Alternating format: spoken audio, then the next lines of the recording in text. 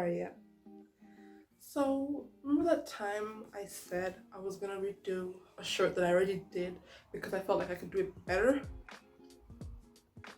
And then I did redo it, and I still didn't get my intended result? Do you remember that time?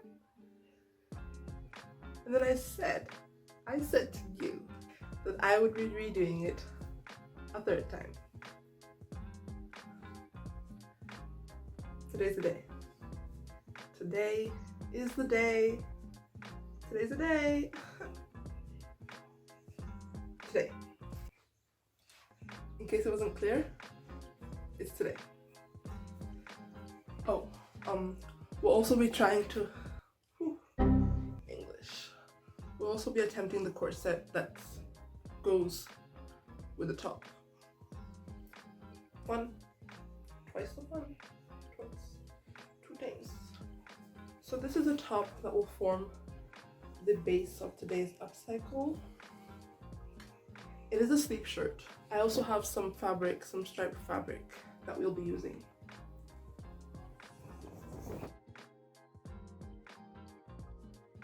We tried it on, marking where we want the opening to be.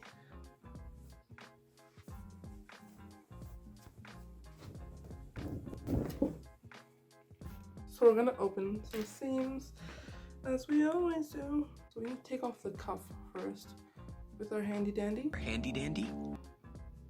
seam ripper. And we say bye to her. Actually, I need to put that over here. Where we made the mark, we fold the fabric and we cut up the sleeve.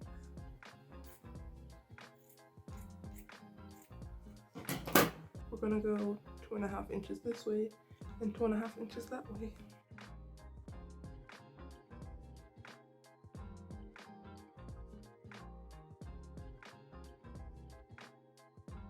So to complete the sleeves, we'll need to cut out some additional pieces of fabric. One is the extra sleeve length. So I wanted my sleeves to be 50 inches long. So I first measured the current length of the sleeve, which was 21 inches. I minused that from 50. So I knew the length I would need to add to the sleeves in order to make them 50 inches. That length would be 29. I also measured the width of the sleeve, which was 12 inches. I added seam allowance and I cut two pieces that were 30 inches by 13 inches. The next thing I cut were the plackets. Because the sleeves would be 50 inches long, we would need to have 50-inch long plackets. So I cut 4 pieces of fabric that were 51 inches by 7. So I wanted the plackets to be 3 inches when folded, and then I added 1/2 inch of seam allowance to either side. So that's where we're getting the 7 inches from. And the third thing we are cutting are the cuffs. So I cut 2 pieces of fabric that were 11 inches by 18 inches. So I wanted my cuffs to be 5 inches wide when folded, and then of course 1 inch for seam allowance. So that is where the 11 inches is coming from. And the 18 inches was the width of the sleeve plus 3 inches on either side to accommodate for the plackets. I should have added an extra inch or so to make it easier to fold in when sewing, but I didn't. So these are our pieces. This one at the bottom is the cuff. There are 2 pieces. The one in the middle is the extra sleeve length. There are 2 pieces as well. And the one at the end is the placket. There are 4 pieces. The first thing we're going to do is to attach the extra sleeve length. Right sides facing each other.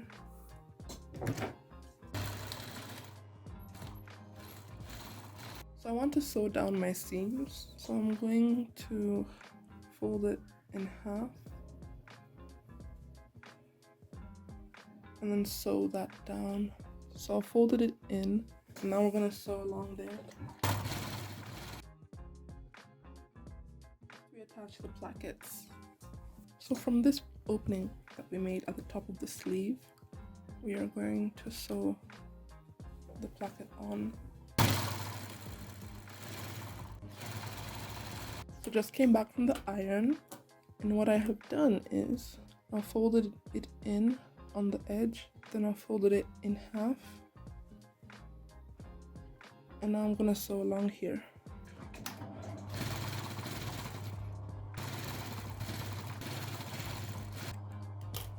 Now for the cuffs. So we're placing the fabrics right side together, but making sure some of it goes over the edge. I should have added an extra inch wider or so to make it easy. That's really small, but I didn't, and I'm just gonna have to deal with that. Ironed and folded everything in. So we folded everything along that edge, along this edge. Oop. And I folded it again in half, and we're gonna sew.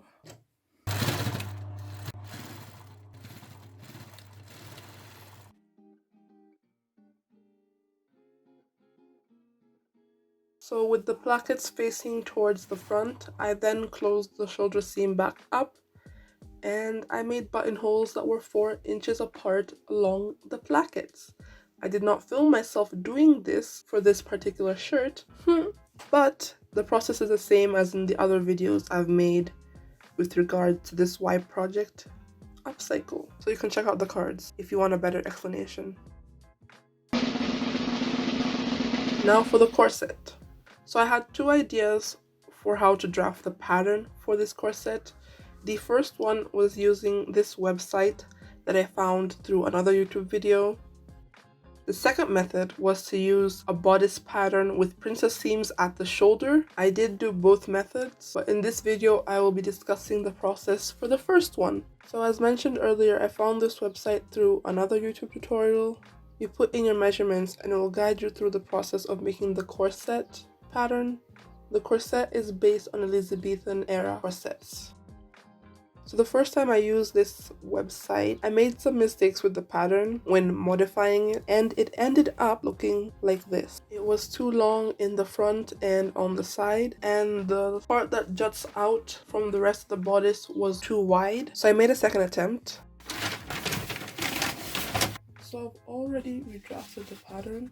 So when I put my measurements into the website the second time round, I shortened the front length and the side length. For the waist measurement, I actually subtracted 2 inches from my actual waist measurement, and that is the number I put onto the site.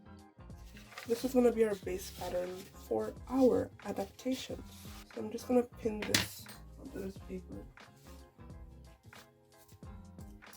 Okay, so these are the adjustments I made. I measured how high I wanted to go up on my back. So I measured from my waist until how high I wanted it to go. So I made the back 13 inches. Then I went in 4 inches and connected a line that flowed into this part. Then on the bottom, from here to here, I measured 3 inches.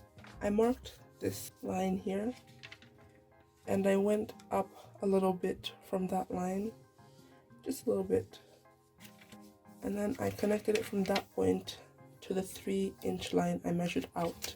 Hopefully this works out. Scissors.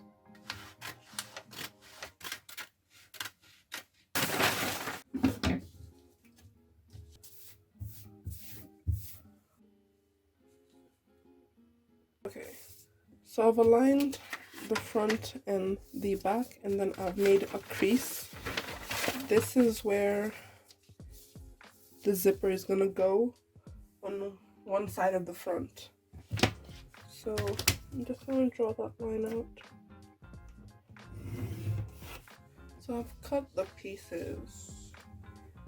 There are 2 pieces, one for the shell and one for the lining, and then based on this line that we made, I cut it open on this side. This is where the zip is gonna go. Also, the zip is on the, what side of my body is this? The zip is on the left side. Fun! So I'm going to cut out fusible interfacing and iron it on to make the fabric stiffer, after which I will put in the boning.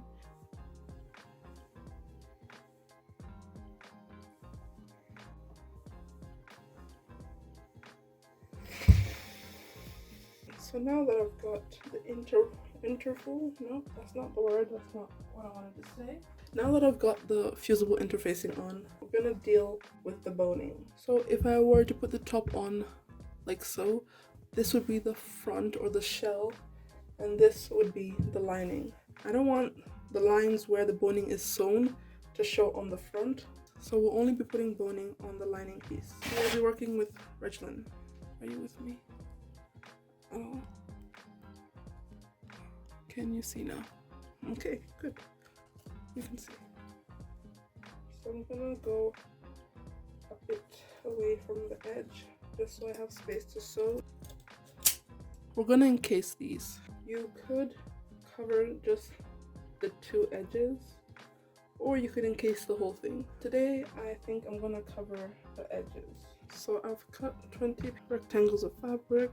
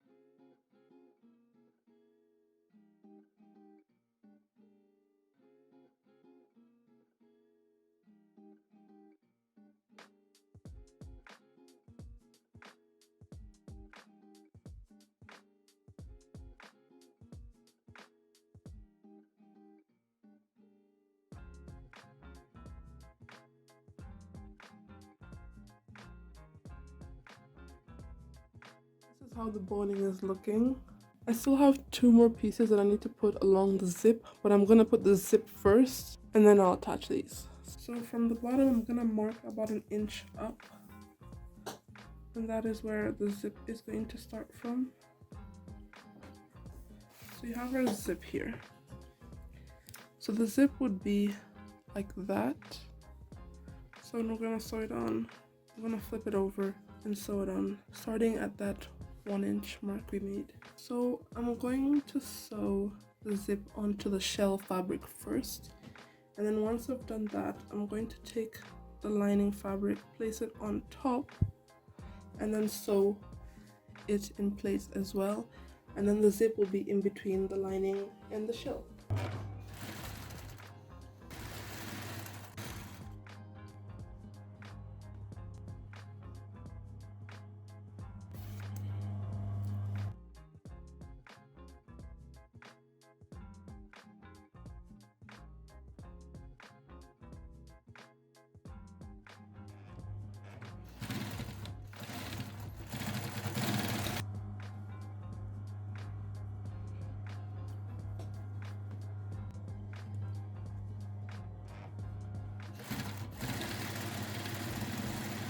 So right sides facing right sides, I'm gonna sew the top shut. I'm also gonna sew this side closed as well. Just gonna leave the bottom open.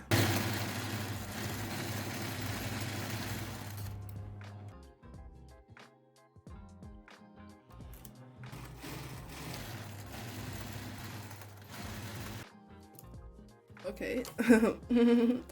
Mistakes. So do you see this? Do you see this? Yeah, this is not meant to be over here.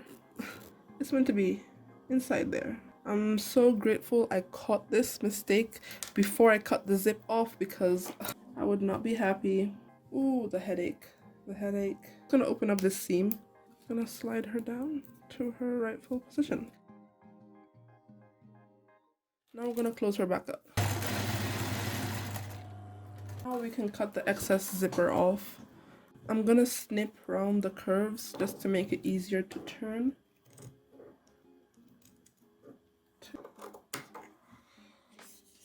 Don't cut through the stitch, just come real close to it, and then we turn them inside out.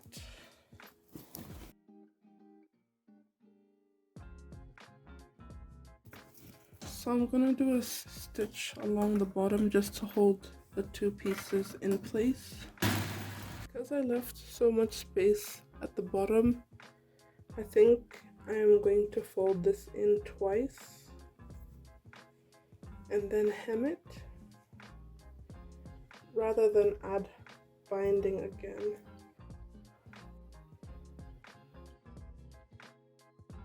I'm just gonna grab the lining fabric, wrap it around, and pull through the fold. On the lining fabric, wrap around, and pull. The last thing I'm going to do is to make the eyelets. So I've marked them.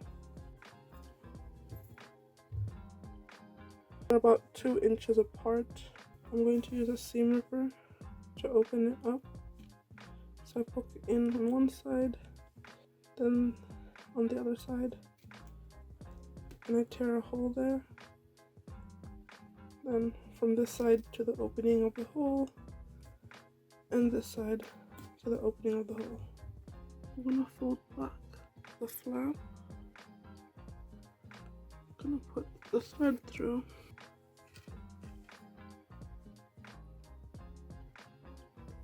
Closely.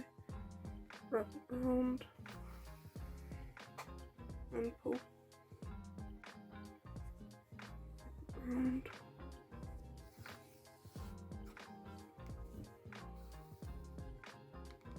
And pull.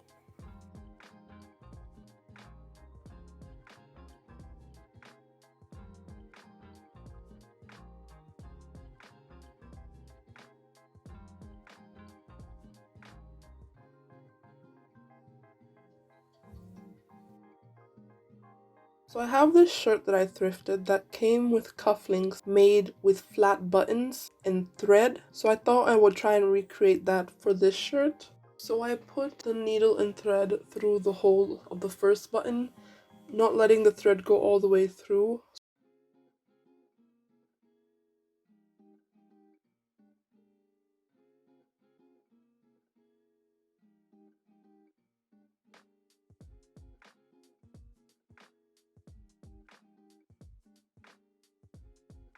So holding it in the middle, I put it through the holes on the other button. So the space between the 2 buttons is the same width as my finger, just because it was easy to hold it that way. And then once I had those in place, I wrapped my thread round. A lot of thread was used in the making of this cufflinks. I went in and out of the buttonholes a couple of times just to reinforce the strength, wrapped it round a couple more times, and then tied a knot when I felt like it was strong enough. I made 12 of these. I really like them, so yeah.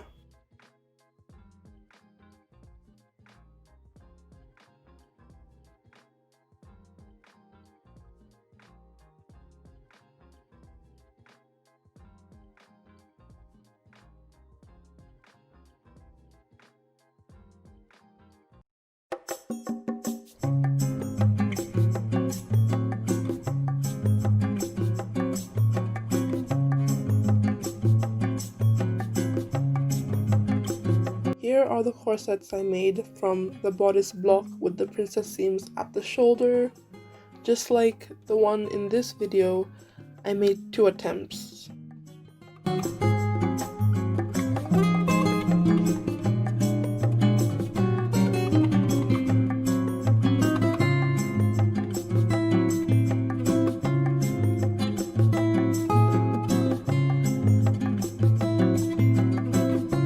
Bye, have a great time.